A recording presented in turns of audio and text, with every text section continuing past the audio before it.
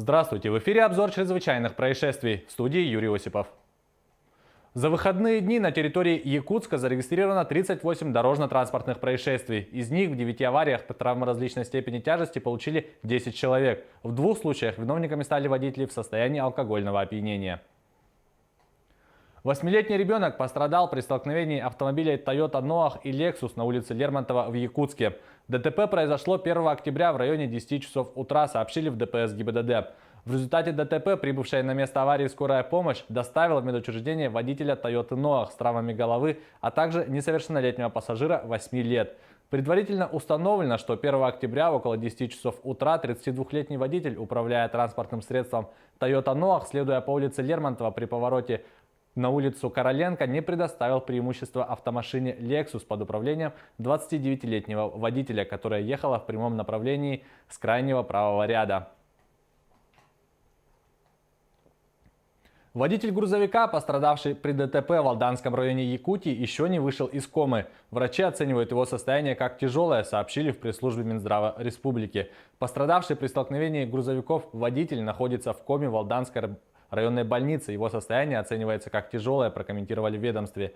29 сентября на 540-м километре федеральной дороги Лена в Алданском районе Якутии произошло столкновение двух грузовиков, в результате которого один из водителей впал в кому. Водитель автомобиля КАМАЗ, следуя с неправильно выбранной скоростью, не выдержал безопасную дистанцию до впереди движущегося грузового автомобиля «Татра» и совершил с ним столкновение. От удара водителя «Татры» выбросило из машины в обрыв. Самосвал повис на отбойнике. Прибывшей бригадой скорой помощи пострадавший 1994 года рождения был доставлен в приемное отделение Алданской больницы, где ему был поставлен диагноз открытая черепно-мозговая травма, ушиб головного мозга и кома 2 степени. Водитель и пассажир КАМАЗа не пострадали. В момент столкновения в салоне «Татры» водитель находился один. КАМАЗист был трезв.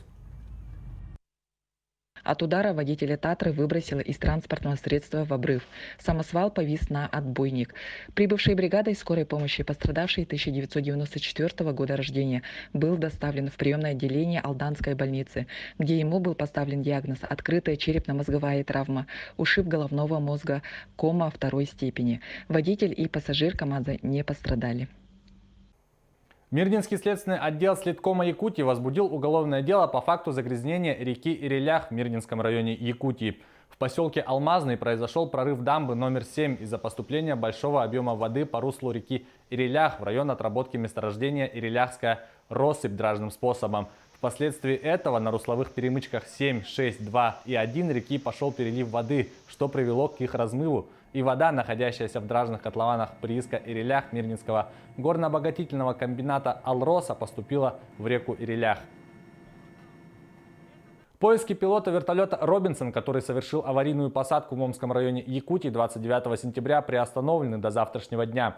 Причиной стали плохие метеоусловия. Об этом сообщили в единой дежурной диспетчерской службе Омского района. Всего в поисках задействованы 5 человек на одном вездеходе. Ну, сегодняшнее утро начали поиски наземным путем, но из-за метеоусловий они поиски приостановили. Из-за метеоусловий нулевая видимость, они на гору не смогли подняться. Вот. И на сегодняшний день полностью поиски приостановлены. Но завтра с утра они начнут поиск. Где-то ориентировочно в 8 часов они должны выйти в связь. Сегодня такие данные.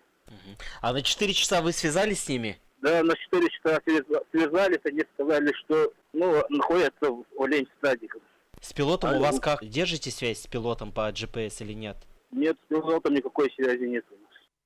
Еще один вертолет «Робинсон», на борту которого находились 2 человека, пропал в Бадайбинском районе Иркутской области. По предварительной информации, он зацепил линии электропередачи и мог упасть в реку Витим. Вертолет принадлежит артели старателей Витим.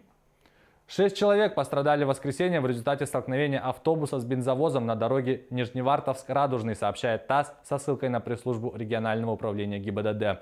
На 34-м километре автодороги Нижневартовск-Радужный в Нижневартовском районе водитель автобуса МАЗ при выезде со второстепенной дороги на главную не предоставил преимущества в движении и допустил столкновение с бензовозом. В результате ДТП водитель автобуса и 5 пассажиров получили повреждения, сказали в ведомстве. В Нижневартовской окружной клинической больнице врачи оказали помощь 3 пострадавшим. Госпитализация им не потребовалась.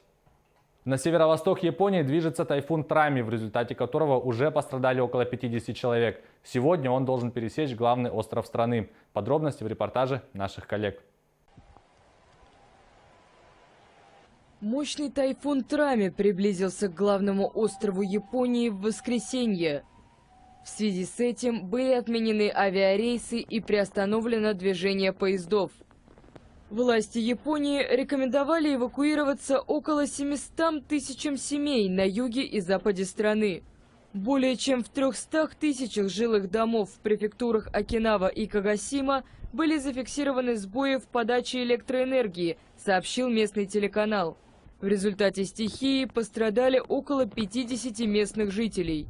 В настоящий момент Трами, которому присвоена вторая категория из 5 возможных, движется на северо-восток Японии.